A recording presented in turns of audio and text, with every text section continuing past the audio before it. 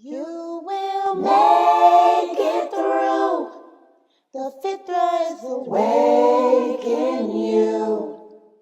With Quran and Sunnah by your side, here's a place where it will thrive. You will make it through. You will make it through. The fitra is awake in you. With Quran and Sunnah on his side, here's a place where it will thrive. You will make it through. With Quran and Sunnah on his side, here's a place where it will thrive. You will make it through.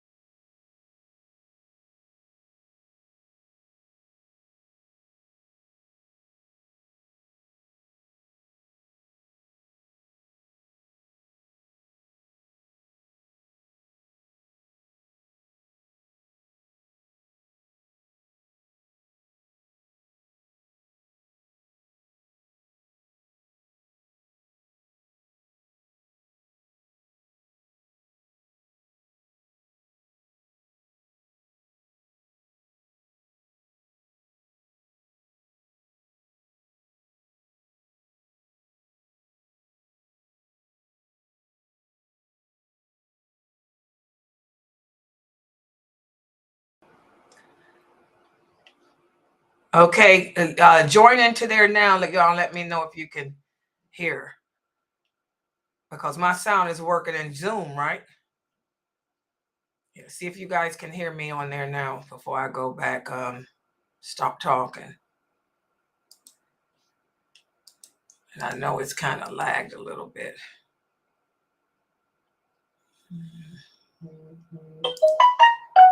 Okay, can you guys hear me on here now? Can somebody type? Let me know if y'all can hear. Yeah, we're here now. Okay. Okay, so the sound is there. Okay, let me start over again. In alhamdulillah, wa salat, wa salam ala wa rasulallah. Before I begin my lecture, let me share something with you guys. You all know that tonight at 9 o'clock will be my class on the signs of the last hour. The signs of the last hour. And I was sharing with you guys that the next one of the signs that we're waiting for is the war against Islam. It's already beginning.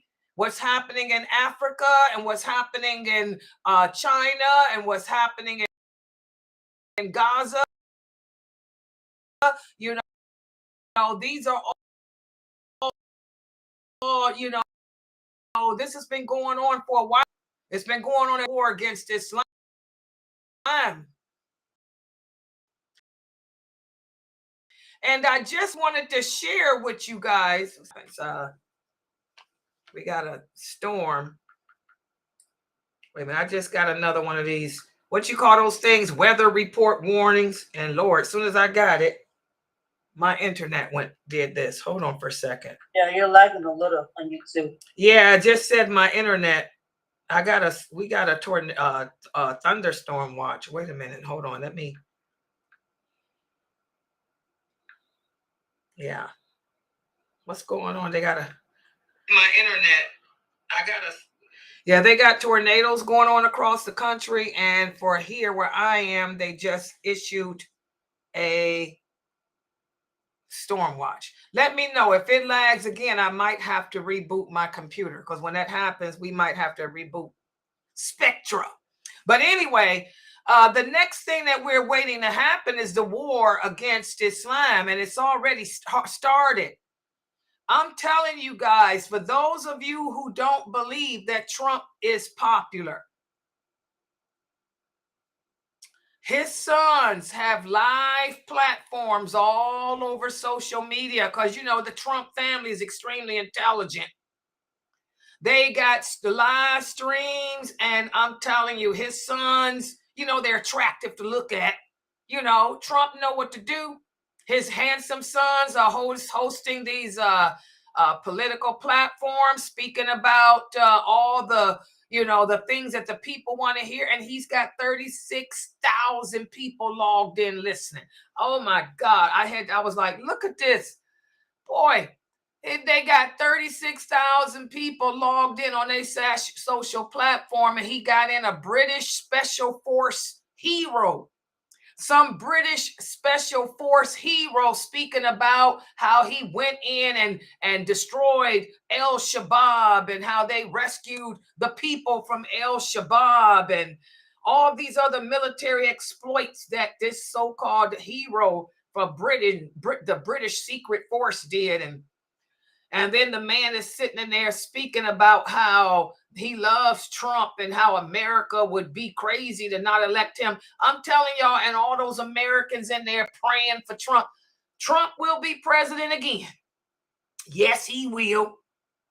And I'm telling you guys, he will be the one to sign, to convince the United Nations, those 80 countries from the United Nations, to sign that bill to declare war against all Islamic states. I'm telling y'all, that's going to happen real soon, right here in our timeline, in our time span. So we need to get it together. The Prophet Muhammad sallallahu alaihi wasallam told us what to do in these times. He said the only thing that's going to save us is La ilaha illallah, Muhammadur Rasulullah. What did he mean by that? He meant the only thing that's going to save us during these times is your true belief in Allah and your practice of it. You can't be these Muslim in name only. Most Muslims on the planet today are Muslim in name only. Most Muslims don't even understand what La ilaha illallah Muhammadur Rasulullah means. This class is the proof. Okay? Most Muslims don't even know where our allegiance is supposed to lie. Most Muslims today in the world belong to either the Mu'tazili or the Kharijites. And ain't none of those groups going to succeed. None of them. None of them. None of them are going to succeed when that war starts. They're going to freak out because the Mu'tazili do not accept the Qadr of Allah. Those are the people that y'all see protesting. All those Muslims y'all see protesting on TV, they're Mu'tazili. Because the Muslims of the Sunnah we know better than that. We know that Allah is in control. We know that Allah is the one that has the power. We know that nothing happens unless Allah wills it. Allah is the one that sent this war. He already told us he was going to do it, and how, and why, and when. Not when, but how and why. And out of his mercy, he told us how to behave. And he didn't tell us to go around protesting his decree.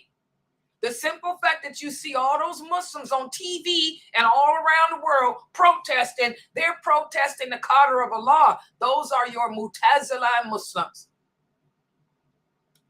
And they're not going to pass the test when the war reaches the shores of their land, because it will. It will reach, like the prophet said, there will be no place on this planet that will not be at war.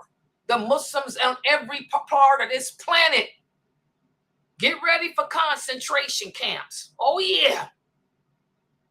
Get ready for it, Muslims. You'll be ushered into concentration camps. Oh yeah, America's known for that. When they had the war against Vietnam, what they do with the Viet Cong, the Vietnamese, put them in concentration camps here in America. When America went to war with Japan, what did they do with the Japanese? Put them in concentration camps here. When America took over America from the Native Americans, what they do? Put them in concentration camps that they call reservations. So I want all you Muslims here in America to get ready for it. We all will be ushered into concentration camps. Can you survive that? No. Because most of you can't accept the qadr of Allah. The fact that y'all walking around with flags all over you, protesting his qadr, his decree. He is the one that brought this. He's the one in control of it. The simple fact that y'all protesting against him shows y'all are, bye-bye, you're doomed. You ain't gonna last. You ain't gonna make it. Too weak because you don't have the knowledge. You don't have the understanding or the practice of this Qur'an. So get ready. Times are getting ready to get hard on us. All of us, including myself. So that's why it's important, like the prophet said, how do we get through these days of trial? How do we make it through this calamity and any other calamity? By strengthening our knowledge, strengthen our understanding of Allah, his religion, of the prophet, and what our purpose is. And then turning to Allah, making dua to Allah, praying to Allah to help you to get through it. That's how we survive it. That's how the companions survived it when they went through their fitna that occurred from the time they converted to Islam until they died. Okay? So just get ready, weak Muslims. Those of y'all that think he ain't gonna win, y'all better look at those social platforms. Thousands and thousands and thousands of people, not just from America, but from all over the world. They love him because he represents what goes against La ilaha illallah, Muhammadur Rasulullah. And they'll support anyone that goes against that. Like Allah says in the Quran, the non-believers will never accept you. All you stupid Muslims that voted for Obama, I keep telling y'all, we're not supposed to participate in no elections. We don't vote in presidential elections because there's no kafir on this planet that's going to have your best interests at mind, nor mine. Allah said it, not Layla. Allah says they will never accept you. They will never have your interests at heart. They will, even if they hate each other, they will band together to take you down. Even if they hate Trump, even if they think that he's the biggest ridiculous fool ever, they still will support him and put him in office because they know because of his ignorance and his arrogance, he'll be the one to try to take out the Muslims. Y'all better learn to abide by Allah. Just like those Mutazilai, those Muslims y'all see protesting and all over the world, those are Mutazilai. The ones y'all see going to the elections who put Obama in office because he started it. He's the one that sent the weapons over there. He started it. This was a plan. All those Muslims that was telling y'all to get out and vote for Obama, and y'all did it. Those are Mutazilai too. These are people that reject the qadr of Allah. These are the people that think that they can change the qadr of Allah. These are people that think that maybe Allah made a mistake and didn't know that this would happen in 2000, in the years 2000. They got some serious problems, those Mutazilai. Keep telling y'all, you got to be careful who you listen to in this religion. If they're not backing what they say up with clear proof from the Quran and the hadith of the prophet, if they're sitting there changing the laws of this religion, y'all following nothing but the Antichrist, the false Antichrist, the false Antichrist that will appear before the original one. We got a lot of them today. So that's why this class is important. And for this class, we've been speaking about the power of the internet. The internet is a technology that comes from Allah. Allah is the one that gives us knowledge of his technology. So Allah is the one that brought, just like he brought the war, not the Zionists, Allah did. Well, Allah also brought this technology to us. He introduced us to this technology, and there's good in it and there's bad in it. You can go to social media and see the good in it. The good in it is you're allowed to get your message, get your opinion to people around the world in one sitting, just like Trump's son is doing right now. Trump's son has got that live going. Boy, is it amazing. You know, he got people from all over America, every part of the world, and he's putting his propaganda out, his message out.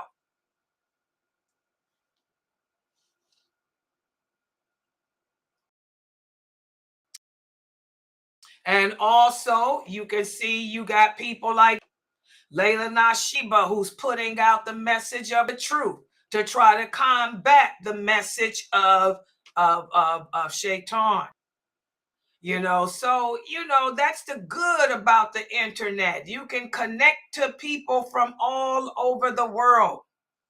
You can connect to people from all over this planet and get your ideas out. Okay, but there's also a lot of bad in the internet too. And that's what we have been focusing on. We've been focusing on the bad of this internet, the challenges that it can present to us Muslims. So today what we're going to do is continue this discussion of the challenges that the internet subjects us Muslims who are trying to practice Islam. And by the way, sister, do I have Mina or one of the moderators here? I was going to do it. Okay. Please take care of that ASAP. Okay, so today what we're going to do is we're going to continue with this chapter on the challenges that are presented by the internet. We'll be covering pages 241 of the book. And let me put it up on the screen now. Hold on. Because I forgot where I went. I think it's 241 to 246. Yeah, tonight we'll be covering pages 241 to 246. I'm getting ready to show my yeah, 246. Let me share it. Give me a second to share it with you.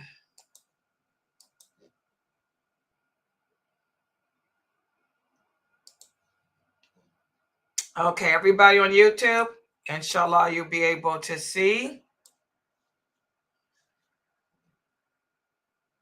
Here we go. Let me put the PowerPoint.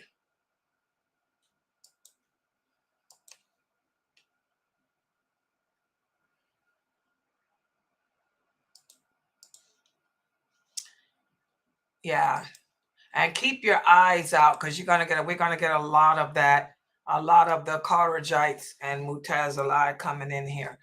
Okay, so everybody look at the screen, inshallah. Everybody can see this. And these are the pages we'll be covering today in the book, Diluting Wala Wal Bara. This is the masterpiece put together by Sheikh Karim Abu Zaid This is part of the right belief system. We are in volume 3 of the right belief system. This is the trilogy, the unveiled trilogy. Make sure you guys go to Amazon. You need to buy all 3 books. The books are $19.99, but this one is the one we're in the last of the trilogy, which is volume 2 of Diluting Wala Wal Bara. Make sure you guys go to Amazon and pick it up. All the money, all the profits that is made from Amazon, it goes to support Sunnahfollowers.org, which is the international school, online school that Sheikh Kareem Abu Zaid has put together. And you Muslims in America, you need it, because we need to get our kids out of the secular school, because the secular schools are destroying our children. We have a very high apostasy rate here in America. Our children are raised Muslim. Then when they reach puberty, we lose them because we've exposed them too much to this non-Islamic culture, because we're out working, making money to try to give them a good life. And so we're leaving them in the hands of television and the Kafir schools, which are indoctrinating them with their ideology that contradicts and opposes ours. So please go to the Amazon and buy the books, because that $19.99 is needed to keep the tuition down, because the tuition is not that high for online school at Safa USA. And the way they can keep it low is through the books, the money that's made from the books that Sheikh Kareem has written. So please buy them on Amazon. Okay, today we'll be covering pages 241. I want everyone to take out their books. I want you to have me on the big screen TV so your children can watch.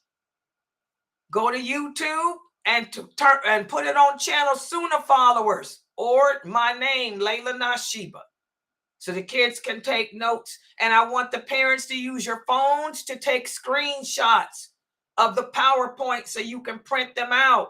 And when you print them out, staple them together and then attach them to pages 241 of the book. So that way you will have my explanation of these pages. Okay, so we're going to speak about the challenges faced in online interaction. And there's so many of them, but we're going to key in on one challenge in particular, known as the echo chamber. I don't know how many of you have heard of that term. I have. It's an internet term. It's called the echo chamber. We're going to talk about that. Well, let's start off first.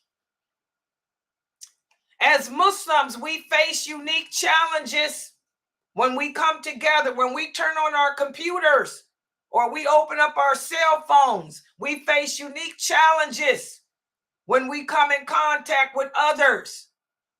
And those challenges can impact the way we practice and adhere to Wala Wal Bara, and Wala meaning our allegiance, the people we interact with, the websites we interact with, the people that we listen to can impact whether or not our allegiance is truly to Allah, truly to the Prophet Muhammad, truly to the religion of Islam, and to each other. Because if it's not, I'm telling you, we're going to end up with a lot of problems. And the number one problem is the spread of misinformation and the misrepresentation of our religion. This is number one. Right now, as I am sitting here teaching you Islam, you guys see I use PowerPoint because I got everything I teach you is based upon Quran and Sunnah, and I'm qualified to teach. I studied from real scholars. I'm not one of those self-made people that's got a problem. Okay? But most people, are not qualified to talk about this deen because they don't understand it. They haven't studied it. They have not learned from the true people and knowledge. Many of them have learned from Mu'tazila Like I tell you, there's a lot of Mutazila on the internet. So the religion of Islam is misrepresented. And a lot of you suffer with confusion, just like you women. A lot of you sisters are confused about when your period ends because you've been told by so many men that you, after the 3rd day or the 5th day or the 7th day, you start praying. And that's not true. You don't pray until your period has ended completely. It doesn't matter how many days. As the Prophet Muhammad said, the woman's menses is not determined by the amount of days. It's determined by the blood. So that's an example of misrepresentation of Islamic beliefs. Another example of misrepresentation. A lot of you sisters have been told that you cannot leave your home and be attractive. That when you leave your home, you have to be ugly, dirty, filthy looking. The dirtier, the uglier, the better. How many of you have been told that? The uglier, the better. Put on a pink hijab, a purple abaya, and green shoes, and you good to go. Or some of you were told don't wear colors at all. You have to walk around in black, dressed in nothing but black, and cover your face and your hands with gloves, even though it's 100 degrees outside. This is another example of the spread of misinformation, misrepresentation of the religion. The internet allows you to put your ideas, your opinions, your thoughts out there to others. And that's the danger that we're facing today. Good speakers, handsome men with beautiful beards who have charisma. All they got to do is turn on their computer or their cell phone, speak with a beautiful voice, and they hold you women in their hands. They can make you women believe anything, and they don't have to use no evidence, which they don't. They don't use no verses from the Quran, no hadiths. They use fatwas. We're in the days of the Ruwaybidah. The Ruwaybidah, they adapt fatwa, which is their opinion over the Quran and the Sunnah.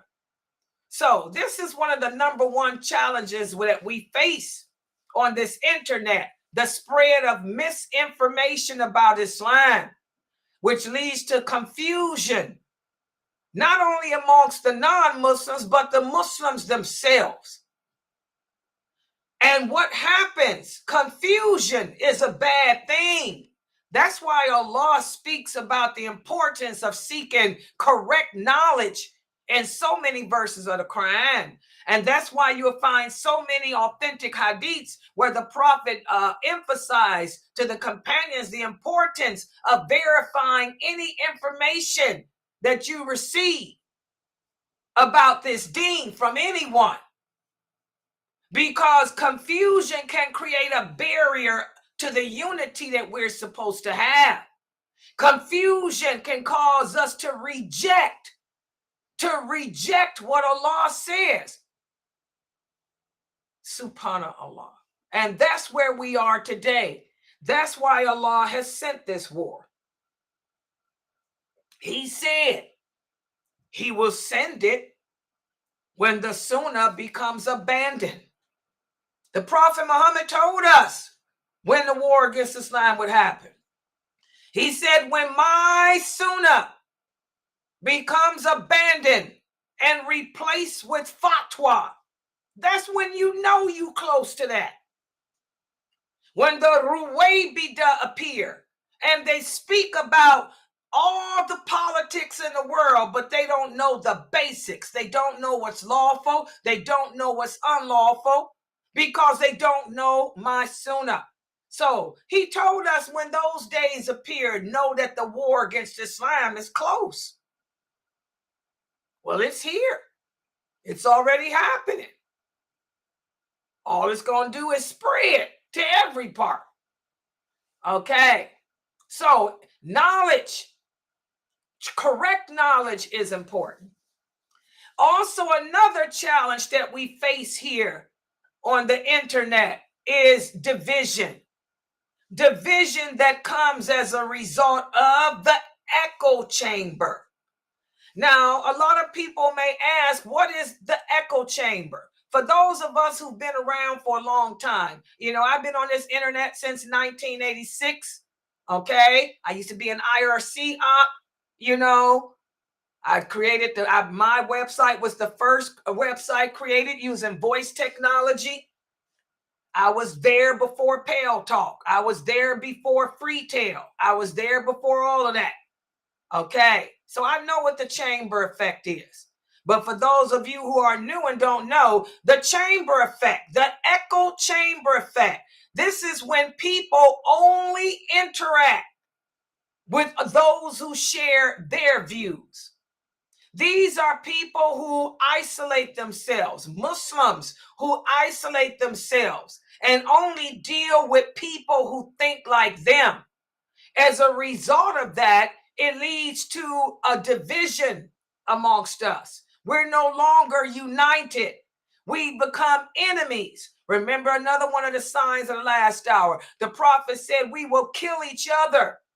Muslims will kill each other. We will slander each other. We will destroy each other. We will hate each other. Why? He said, because of our ignorance of the religion and our deviation away from Wala Wal Bara. That's all part of the Shahada. And it's happening now. We're intolerant towards others. We can't tolerate hearing a woman speak about Islam because we are in a circle of people who share the idea that a woman is worthless, that the only thing a woman is good for is staying in a house and making babies. A woman cannot speak. A woman cannot hold any position. A woman cannot be of affluence. A woman is nothing except the sex toy for her husband. So you hang around with other men who share that belief. And then when you come upon a woman like Laila Nasheeba, who's speaking about Islam, now all of a sudden I'm somebody to be hated. I'm somebody that you attack. I'm somebody that you try to destroy and take down. That's the chamber, the echo chamber effect. It totally leads to deviation from Wala Wal Bara. Our allegiance is supposed to be to each other. We're supposed to love each other for the sake of Allah, regardless of gender, regardless of race, regardless of color. But how can we develop that love if we don't understand that Islam teaches that type of love? That's the problem. Everything is about knowledge. A lot of these people that are in those echo chambers, they don't have the knowledge, the true knowledge and understanding of the religion. They only know what they were taught. Also, another challenge that we face on this internet is cyberbullying and harassment. Oh, yeah. And this includes Islamic phobic attacks, hate speeches, attacks against Muslim women, harassments. For a person like myself, when I go live to stream my live classes, people come into my stream and start typing all kind of crazy stuff, to attack me. That's a form of harassment. That's also a form of cyberbullying, okay? You're creating a hostile environment for Muslims online, okay? You're trying to work to do everything in your power to keep our message from being received. You go in, like I said, you go to those social platforms that the Trump sons have. He ain't got no cyber bullies. That's what I was shocked at. When I saw that there were 36,000 people logged on and not one of those people were speaking badly about him or his father or any of that. I'm like, oh my God, the Kafirs, they support each other. The Kafirs don't harass each other. The non-Muslims don't cyberbully each other. But then as soon as I left there and logged on to my stream to do my class, what happened? I had to have Mina get on it because I had Muslims coming in here trying to cyberbully me, trying to harass me. So again, that part of the Prophet Muhammad, sallallahu alaihi wasallam's prediction is true. That sign of the last hour is here. We will attack, kill, and destroy each other. Not the kafir. We'll attack, kill, and destroy each other. That cyberbullying, that harassment. And this is also contradiction to the principles of allegiance and disassociation. Islam teaches us that we're supposed to respect each other and protect each other's dignity. Islam teaches us that anyone who declares La ilaha illallah, Muhammadur Rasulullah, their honor, their life, their reputation, their property is sacred. But we Muslims don't care. Okay? And lastly, another challenge that we meet on this internet that is a negative is moral and ethical concerns. Exposure, like we talked about yesterday, exposure to inappropriate content, the pornography, the dating websites, the chat rooms where men and women can go in and get to know each other, you know, and next thing you know, they want to be together and all of that. That contradicts our Islamic teachings.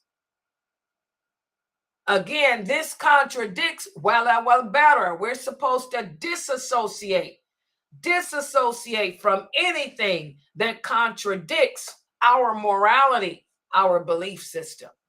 So these are some of the challenges that we meet on this internet that are bad. You know, the cyberbullying and harassment. And you will find out as a Muslim, it comes from more Muslims than non-Muslims. That's what I experienced. The non-Muslims don't bother Laila Nasheeba.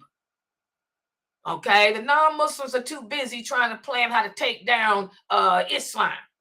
You know, any cyberbullying or harassment I get has always been from Muslims, not no Kafirs. Okay.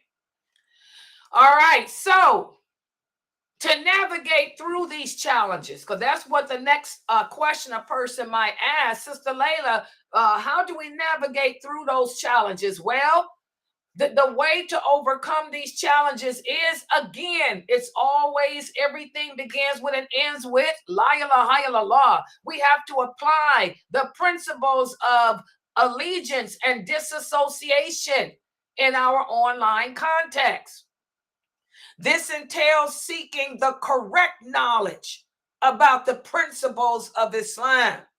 Learning our religion the correct way, based on the Quran, based on the authentic hadiths, not based on a madhab, not based on fatwa online, not based on what some handsome man had to say, but he couldn't back it up with the clear evidence.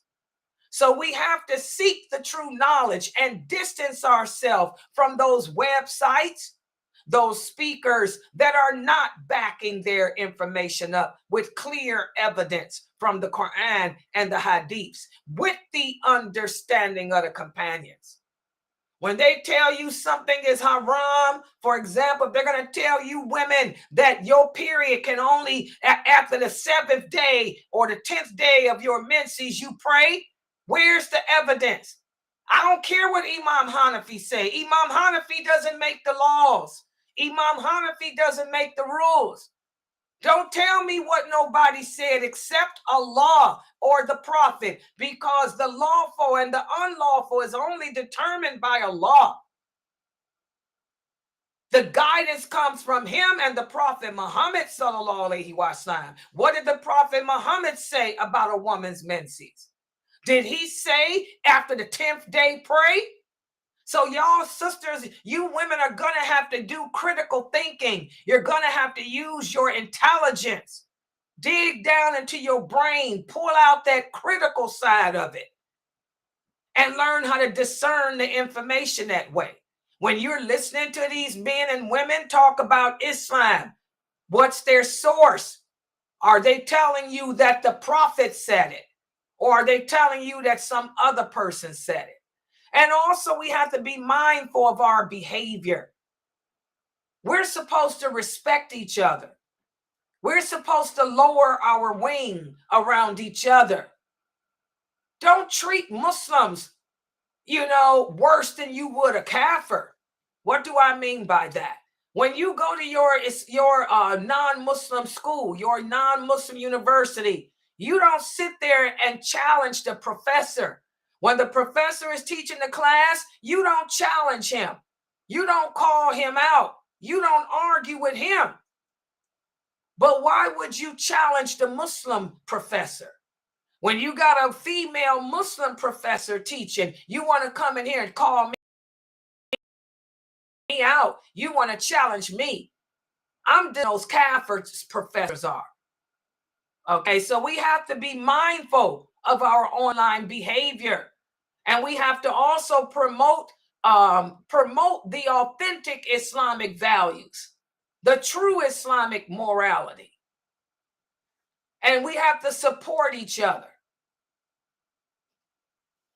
Okay, but again, that brings us to the question. Everybody asks, well, Sister Laila, how do we know if the knowledge we're seeking is authentic? Again, there's only two sources. There's only two sources. There's only two sources of Islam. The Prophet sallallahu alaihi wasallam said, and those sources are the Quran and my example, the Sunnah. That's what they have to back and weigh everything up against. And also you can seek true knowledge by consulting with reputable people of knowledge. And how can you tell if those people are reputable? If they answer you based on Quran and Sunnah, you know that they're reputable. If they don't, they're not. It's real simple. The Quran and Sunnah is everything. The Quran and the Hadiths are everything. Are they quoting Hadiths, man, or a fatwa? Real simple. Are they telling you what Ibn Abbas said? Are they telling you what Aisha radiallahu anha said? Or are they telling you about what somebody else said? So that's the easy way. And also, when you do find an Islamic platform on the internet that does teach the correct way, you need to promote it. For example, this website, Sunnahfollowers, we've been along. We ain't new. My website ain't new. I told y'all I was the first to use voice technology. You can Google it. This website's been around since 1986. That should tell you something. How the heck can a website be on the internet teaching Islam since 1986? Evidently, it's under the protection of Allah. That should tell you something. Evidently, the information must be accurate. That sister been here since 1986. So evidently, she must be doing something right. The teachers on that website, they've been lecturing since the 1990s, the early 2000s. That should tell you something about them. They still around. And we don't get paid for this. We don't have the YouTube hits that those other people have because we've been doing this in private, and meaning not on YouTube since 86. We went on YouTube 3 years ago. And we still ain't got the hits that them other people have. So we doing it for the sake of Allah. We're not doing it for fame. We're not doing it for money. We're old people trying to make our way to the grave and be successful in the grave. These young people looking for fame, looking for money. So you need to promote those online platforms that are authentic. Okay? And also another way, again, to navigate the challenges of the internet is to always use your critical thinking. That's why I'm always telling you, sisters, dig down deep. The Prophet sallallahu alaihi wasallam said one of the types of people that Allah hates is a narrow-minded person. Too many of these Muslims are narrow-minded. The Prophet told the companions, you have to be able to look beneath the surface of things. Everything that glitters is not gold. So you sisters are gonna have to use your noggin, use your brains, and avoid being swayed by other people who promote propaganda or false information. Verify what these people are promoting. Verify their sources before you share or you spread them online. And also, another way to navigate the challenges on the internet is to always seek support from other Muslims and communities that can help you to navigate the challenges. You know, remember the Prophet Muhammad sallallahu alaihi wasallam told us that the biggest weapon that we have against shaitan is each other. You know, so seek support, you know, from other Muslims. And now what I want to do, because what Sheikh Kareem Abu Zayd does now in his book, he speaks about the echo chamber. And I'm so glad he put this in the book. So glad. First of all, again, what is an echo chamber? An echo chamber refers to an online environment or a social media platform where people are only exposed to information, opinions, and perspectives that go with their beliefs and views. Y'all understand that? What's another word for this? You guys have heard me refer to it, blind following. Y'all remember I used to tell y'all about blind following. Don't sit there and blindly follow people. A lot of Muslims think that blind following means to only have one teacher. By the way, that's what the idiots did to try to destroy my website 10, 15 years ago. They would tell the women, why y'all listening to her? Y'all are blindly following her. You need to listen to other people. That's an idiot. What does it mean to blindly follow someone? Okay, we're going to talk about that.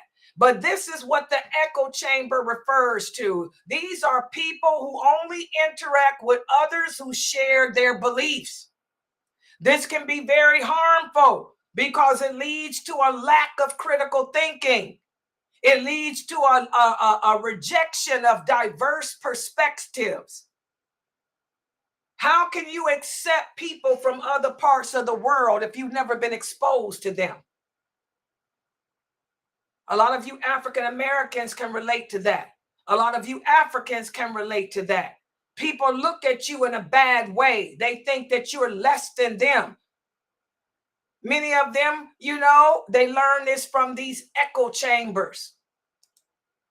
Okay? We have to avoid that.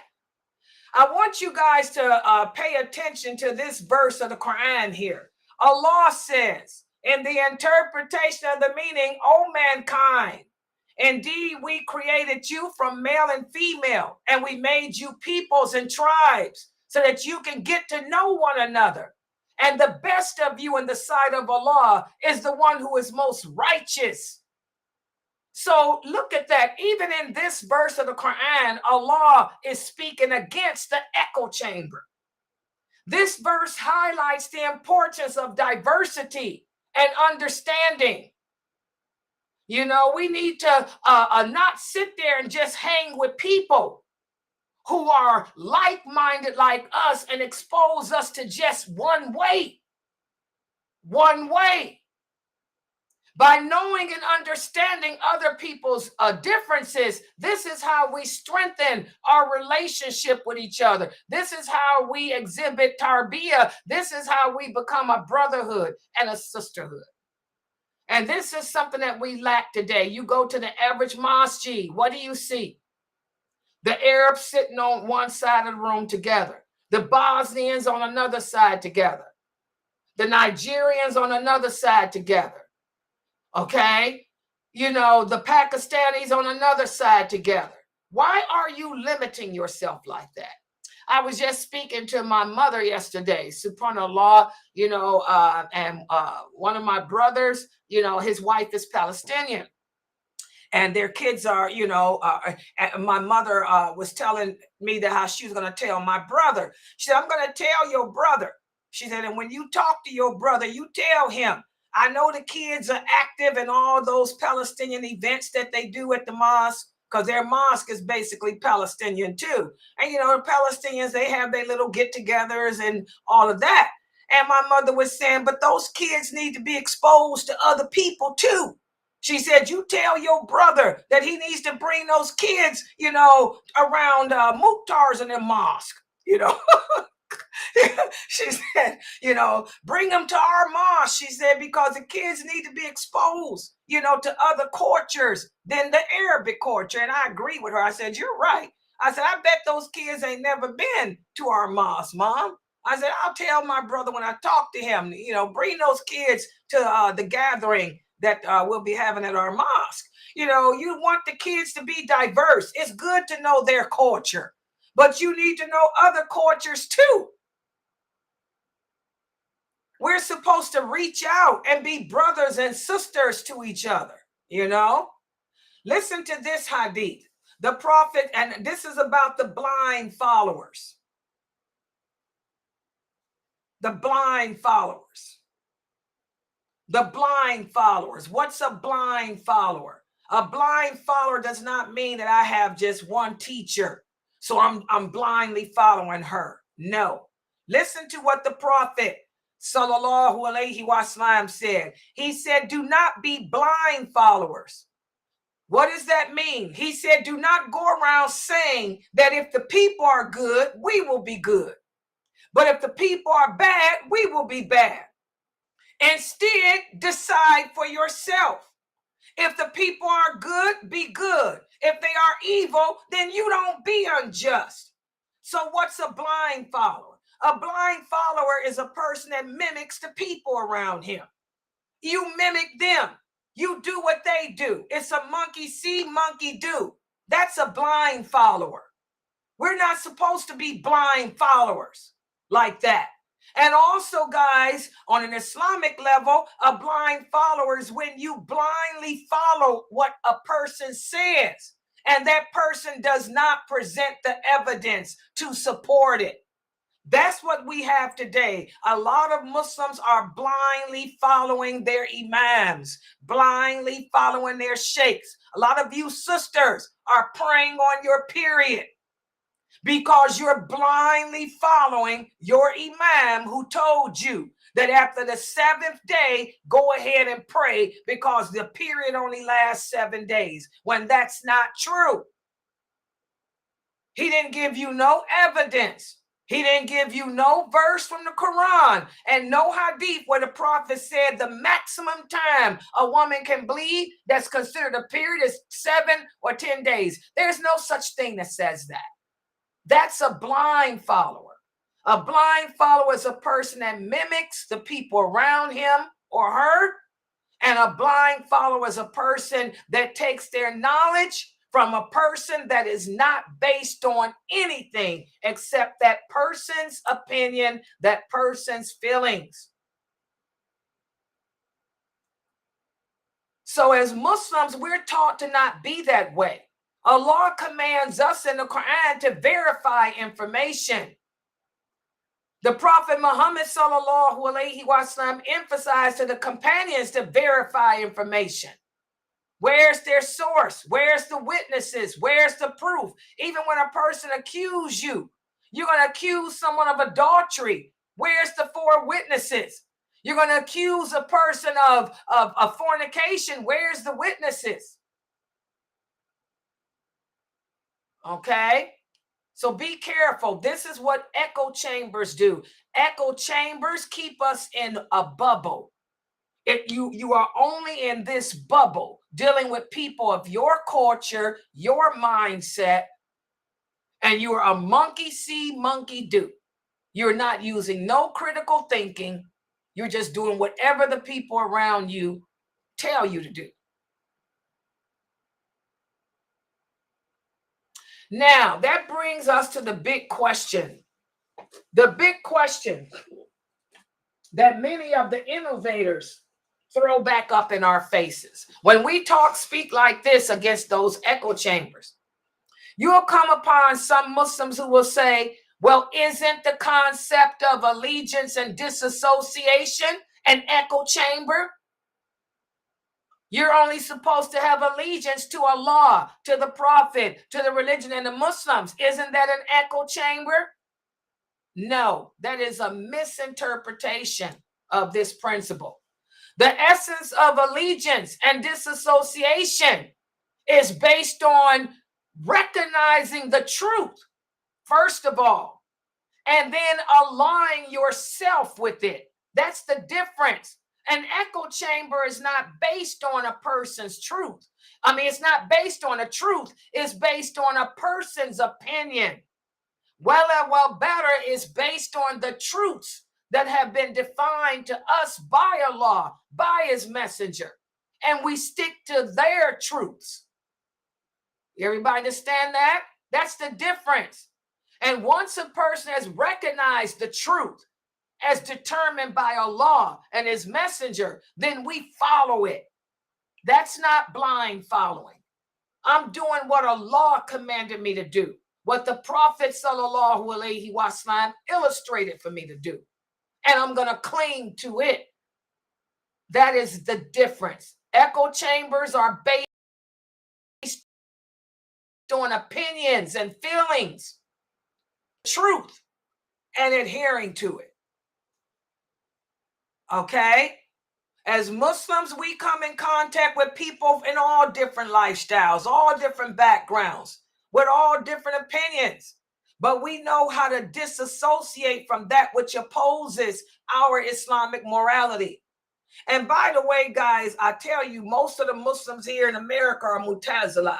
The Mu'tazilite, they're the ones that refute this. They're the ones who you see at the masjid. Their daughters are not wearing hijab. Their sons don't have beards. These are the children that we see today that's walking around with the Bible in their hand. And I'm like, why? You're a Muslim. What are you doing with a Bible? Oh, I need to learn about the Bible so I can know how to address, the astaghfirullah. No, the Bible doesn't exist. First of all, the Bible doesn't exist. Allah took it off this earth when he replaced it with the Quran. So you're reading a book that you don't know is truth or falsehood written by man. Again, Wala Wal Bara, we recognize the truth and we cling to it, not anything else. Does everybody understand that? So again, this is how you can recognize. I'm trying to show you guys also how to recognize who the Mu'tazilite are that you're around.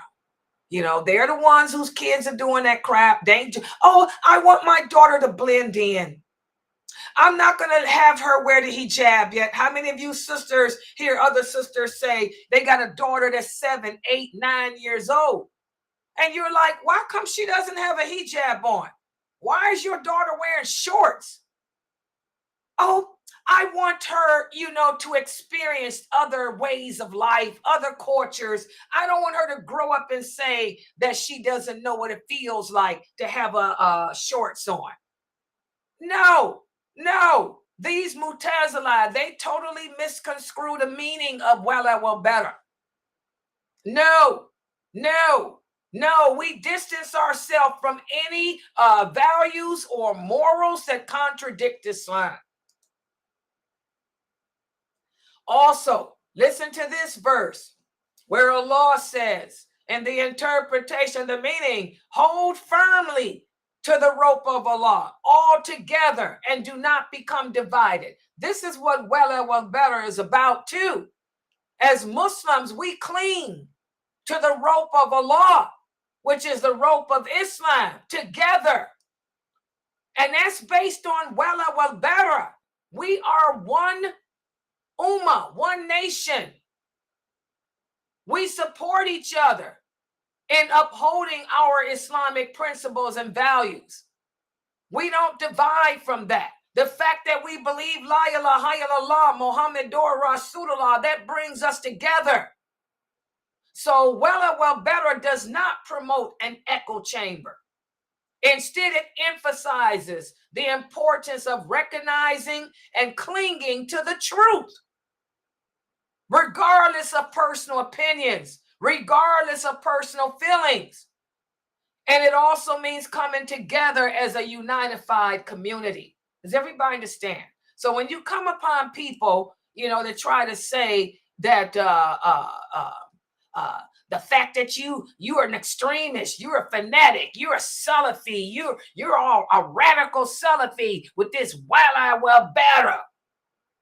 You hear people say that. I've had people say that to me. Or now you can see, they don't understand their deen. We cling to the truth. And we disassociate from anything that goes against the truth. Whereas they cling to opinions. They cling to their feelings. Big difference. So now I'm going to give you guys a quiz because this was a very important topic. And I kind of made the quiz different today. So I want everybody to pay attention. I made this quiz different. I want you guys to remember hadiths and the meaning of these hadiths because this is a dying part of our religion. This is how we know that the war is here. Because right before the war comes, my sunnah will be abandoned, forgotten, replaced with fatwa by the Ruwaybida. So let me test you on what we discussed here with the hadith. Let's see. First question. We have the hadith where Abu Huraira radiallahu anhu tells us how the Prophet had entrusted him to be in charge of the zakat. And a man came to him and began to steal some of the food. So Abu Huraira caught the man and said, I'm going to turn you over to the Prophet. And how that man said, wait. He said, if I tell you something, will you let me go? He said, I'm going to tell you that when you go to bed at night, recite the verses of the throne. And if you recite the verses of the throne, Allah will appoint a guard over you. And no devil, no jinn will be able to come near you until Fajr. And so Abu Huraira let the man go. And the Prophet came to Abu Huraira. He knew what had happened. And he said, what that man told you was the truth, even though he was not a man. He said that was Shaitan who had taken on the disguise of a man. So that hadith that we discussed in previous classes, this hadith emphasizes the importance. I left the part of I left the question out. This is when Dr. Ali called me. Okay, let me put the question here, y'all. The question is not in there. This hadith emphasizes the importance of which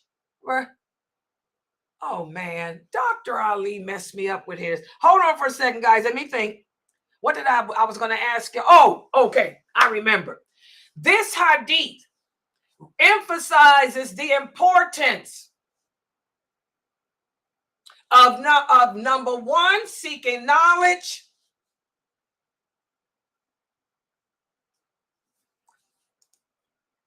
Oh God, I forgot the question I had for y'all guys. I'm sorry. We'll come back to this. I was on the phone with Dr. Ali, so I'll say this one for tomorrow. I forgot what I was going to ask y'all. It was about knowledge or something. Anyway, look at this one. Here's another hadith. Ibn Masud tells us that the Prophet sallallahu alaihi wasallam said, no one with an ounce or a seed of arrogance in his heart will enter paradise. And a man then said, "O Prophet of Allah, I'm a man who likes nice clothes and I like to wear nice shoes." The Prophet said, "That's not arrogance." He said, "That's beauty. And Allah loves beauty." He said, "Arrogance, regard for the truth. And you go around looking down upon people." Think about this hadith. We just went over it a couple of days ago. When dealing with the echo chambers, this hadith emphasizes which of the following. Does it emphasize how we should avoid arrogance and be open to the truth, even if it comes from those we may not necessarily agree with? Or does it emphasize how arrogance can lead to a rejection of diverse perspectives and a lack of critical thinking? Or does it lead to both? What do you guys think?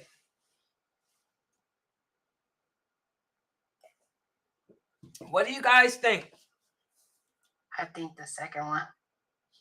Okay. She said, in light of the challenge of echo chambers, this hadith emphasizes arrogance can lead to a rejection of diverse perspectives and a lack of critical thinking.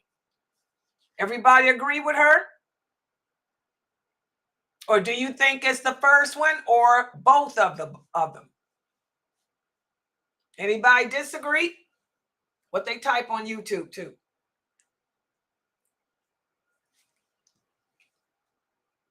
They said all of above. MashaAllah, that's the correct answer. The correct answer is all of the above. It leads to both.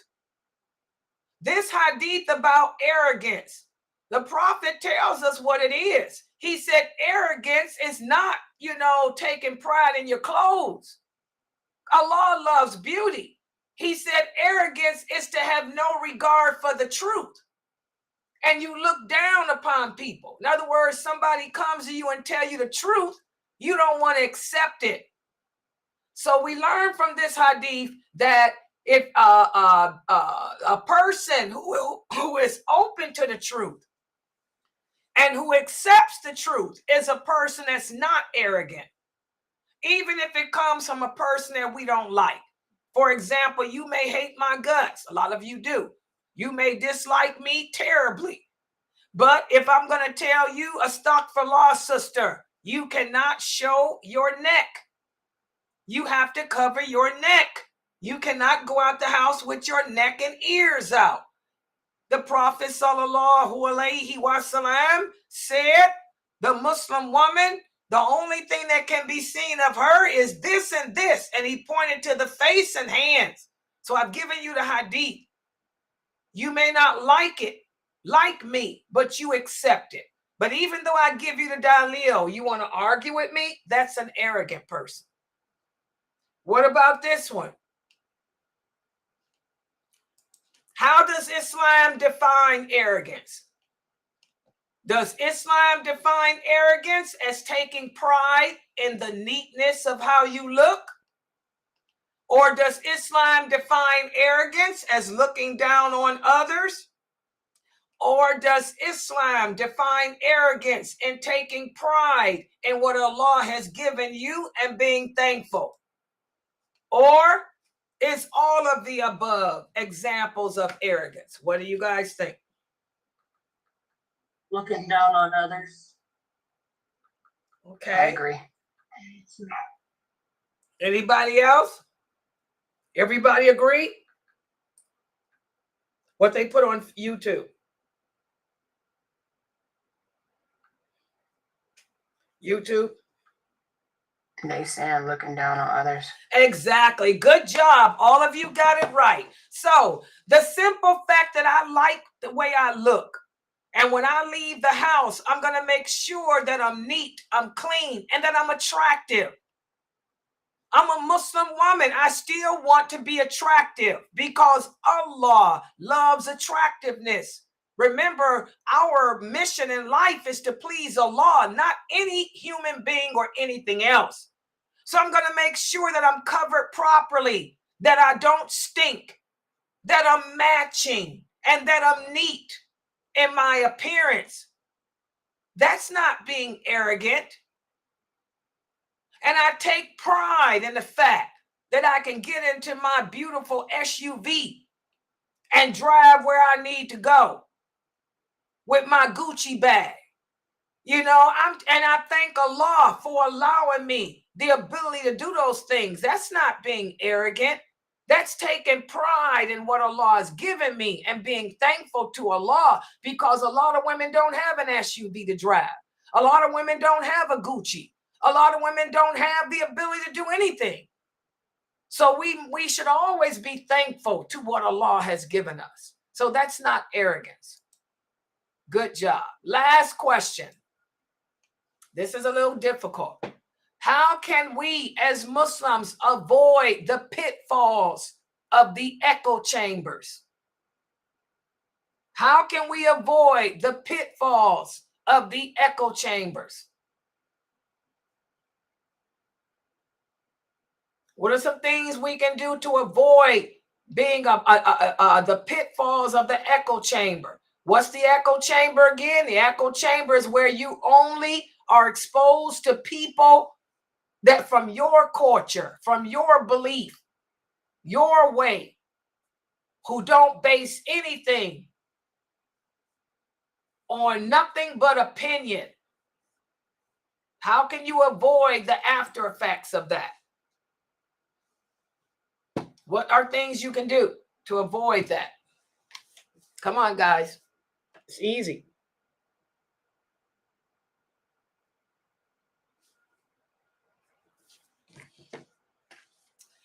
Okay, one of the brothers here is type, learn the religion. Exactly, that's number one. Learn the religion and its truthfulness based on the Quran and Hadith. That's important. Make sure that whatever, even if you are in an echo chamber, make sure that whatever the person who is leading that chamber is presenting to you is based on Quran and based on the authentic Hadith, not his or her opinion or his or her misconception. Good job. What's another thing you can do to avoid the pitfalls? Good job. Good job. Another kid here type, go to the mosque. Exactly. Go to the mosque. You don't want to just surround yourself with one group of people. Go to the mosque and get to know the African Americans in your community. Get to know the Pakistani brothers in your community. Get to know the brothers in your community from Trinidad. Go out and hang out with them, eat with them, spend time with them. Learn about their culture. Learn about how their culture differs from yours. Good job. This will keep us from making a mistake of becoming narrow-minded. This will keep us from falling in the category of a blind follower too. Good answers, brothers. Good job, Sakina. The same thing Sakina's typing. Good job, brother Zahir. Learn from the correct books and methodology of the people of the Sunnah. And their methodology is based on what Allah says and the Prophet, with the understanding of the companions, not the understanding of anyone else. Like I tell you, sisters, what was Aisha's understanding of a menses?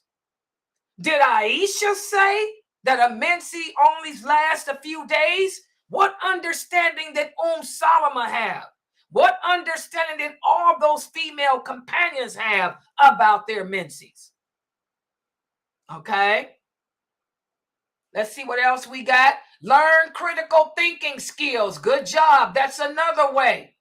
We all need to learn how to think critically, to not just take our information, lightly. We have to learn how to look beneath the surface of things. Good job, Israel. Don't isolate yourself from the people of knowledge. Surround yourself with people who know this religion and learn from them. Don't try to argue with them. Don't try to debate with them. Learn from them. Good job. Let's see what else we got here. Good job, brother Zahir and sister Sakina, Isra. Also, Jamila said, have knowledge of what the people are talking about.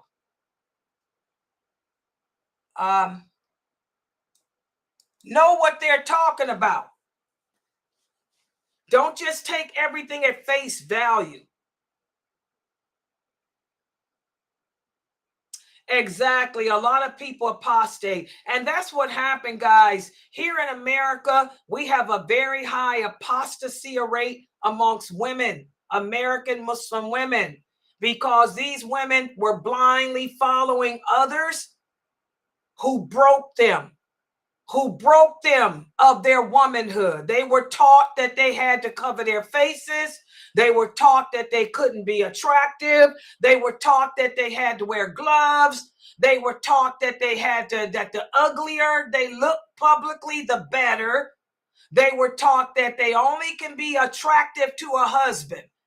And everything that they do is for their husband, not for Allah or anything else. So what happened?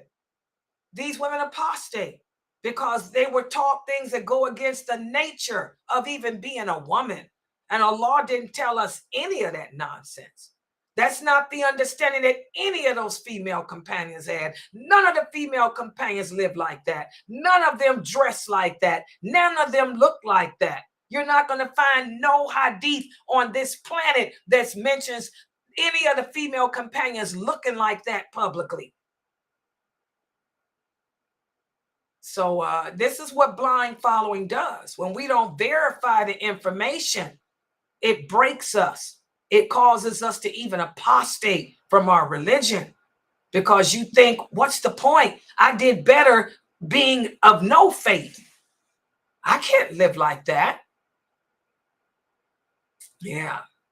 All right. So I'm going to stop right here. Subhanaka Allahumma wa bihamdika ashhadu an la ilaha illa anta astaghfiruka wa atubu ilaik. Are there any questions? And I really love these last few chapters here that we've been going over because Sheikh Kareem is breaking it down because, you know, we're all in this internet era.